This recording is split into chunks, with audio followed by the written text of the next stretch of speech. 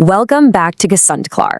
Okay, what if I told you that a drink made from literally just two ingredients, 1 cup of berries and water, has been prescribed by doctors for over 470 years? Like, this isn't some folk medicine or a passing TikTok trend. We're talking about a preparation documented way back in 1550 BCE that Bosnian doctors are still recommending today as a first-line treatment for kidney stones and UTIs. And the best part? It costs less than $5 to make. So stick around, because by the end of this explainer, I'm going to show you exactly how to make this $5 remedy. We'll dive into the fascinating science of exactly why it works so well, and this is absolutely crucial, I'm going to give you the 3 non-negotiable safety rules you have to follow. The history behind this drink is just extraordinary. You know, the earliest documented use of juniper berries actually shows up in the Ebers Papyrus in 1550 BCE. That is over 3,500 years ago. Then in 70 CE, you have the Roman physician Dioscorides writing about it. But the real breakthrough, that happened in the 1500s when Bosnian Orthodox Christian monasteries perfected this specific cold water fermentation technique. It was even documented in Leonhard Fuchs' 1542 herbal text. And if we jump to the modern era, the Yugoslav Ministry of Health formally listed it in their national pharmacopoeia from 1955 all the way to 1991. So this isn't just anecdotal. This is documented medicine with a 470-year clinical track record. The drink itself is called smreka, or sometimes you'll see it spelled klika.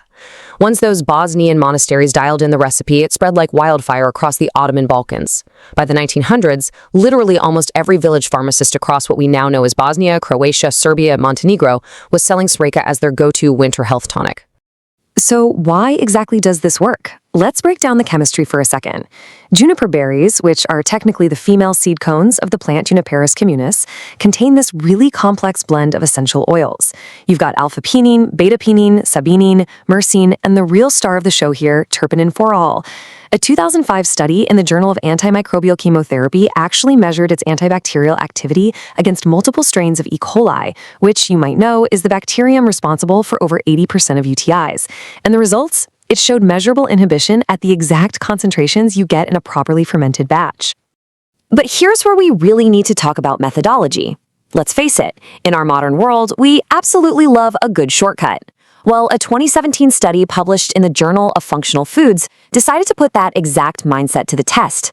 They directly compared the traditional patient 25-day cold water fermentation process against a quick 10-minute boiled juniper tea. The results were honestly striking. The traditionally fermented version contained 3.2 times higher concentrations of that crucial terpinine all and 2.8 times higher antioxidant activity. Basically, the slow, patient 25-day cold water process beats the boiling shortcut across the board.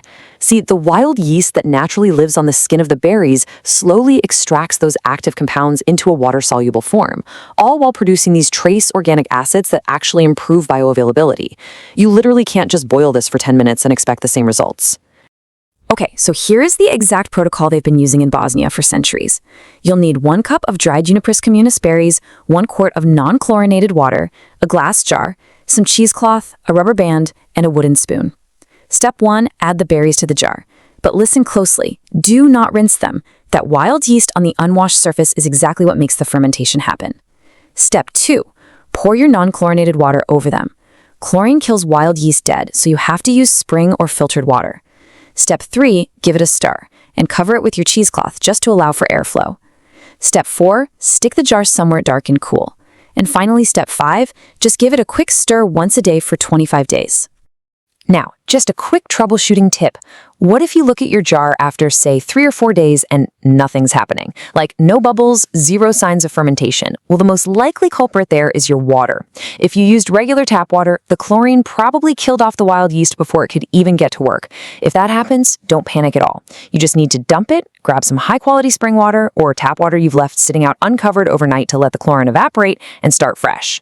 If everything is going right, here is exactly what you'll see. During the first 5 days or so, the berries are just going to float on the surface. Then, right around day 10 to 15, you'll notice them starting to sink. By day 25, the whole batch of berries will be resting at the bottom, and the water will have turned this really beautiful amber brown color. Once you strain it, what you're left with is smreka. It's this probiotic, slightly carbonated, sort of herbal lemonade tasting drink. And amazingly, it packs more documented urinary tract activity than pretty much any commercial herbal supplement you're going to find in North America. And let's just put that into perspective financially for a second. Your total cost for a batch? Under $5 a gallon. Now, compare that to the multi-billion-dollar supplement industry. You've got cranberry extract capsules running $35. Prescription diuretics can easily cost $40. And those specialty kidney supplements, those can hit $90 or more. So for less than the price of a fancy coffee, you are brewing a highly potent, medically documented remedy right in your kitchen. Now, I really need your complete attention for this next part. Juniper has very real pharmacological action. This is powerful medicine, and simply because it's powerful, it is absolutely not harmless. It demands your respect, and it requires strict adherence to proper dosing. So here are the specific traditional dosing regimens depending on what you're actually trying to treat. For acute UTI symptoms, or if you feel the early signs of a bladder infection coming on, the protocol is 4 ounces, taken 3 times a day on an empty stomach for 5 to 7 days. If you're looking at kidney stone prevention or dealing with mild chronic edema, you take 2 to 4 ounces every morning. If you just want some general urinary tract maintenance during the winter, a simple 2 ounces a day with breakfast is totally perfect. And for older adults managing joint inflammation, the dose is 4 ounces daily, and you can even mix in a teaspoon of raw honey to help smooth out the taste. But with all that power comes 3 absolute non-negotiable safety rules. Rule number 1, do not exceed the dosing I just laid out and only use it for a maximum of 4 weeks before taking a break. Long-term, high-dose use can actually end up irritating the exact same kidneys it's supposed to protect. Rule number 2, never ever use this during pregnancy. Juniper has documented uterine-stimulating effects and can actually cause a miscarriage. You should also avoid it entirely if you're breastfeeding. And rule number 3, do not use Shryaca if you have diagnosed kidney disease. That means chronic kidney disease, polycystic kidney disease, or any kind of active kidney inflammation.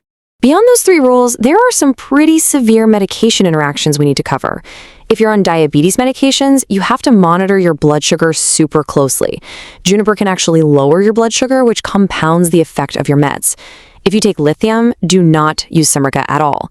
Juniper increases urinary excretion and can dangerously alter the lithium levels in your bloodstream. If you're taking prescription diuretics, you need to use this with extreme caution because the combination can lead to excessive and dangerous fluid loss. And finally, if you have an upcoming surgery, you need to stop using Juniper at least 2 weeks prior. Now, where do you safely find the right berries? You have to use organic, food-grade Juniperus communis berries. You can usually find them at reputable spice shops or verified herbal retailers. And I literally cannot stress this enough. Do not try to forage for juniper berries yourself. Unless you are 100% certain of your plant identification skills, it's not worth the risk, because several wild species out there are highly toxic. When you step back and look at it, the contrast is just truly amazing. We're talking about a remedy documented in the Ebers Papyrus way back in 1550 BCE, perfected by ancient monasteries and legitimately prescribed by modern ministries of health. Yet today, a multi-billion-dollar supplement industry is trying to sell you a less bioavailable version of this exact same thing at 20 times the cost.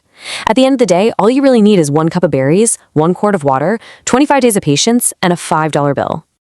So I'm going to leave you with this question. Are you willing to try this deeply proven $5 ancient remedy, or are you going to keep paying the supplement industry for expensive shortcuts? Sometimes patience really does have its own powerful rewards. If this explainer helped you out today, please go ahead and hit that subscribe button right now. Here at Gesundklart, we're all about bringing you clear, evidence-based health interventions that actually work. Thanks for watching, and I'll see you in the next one.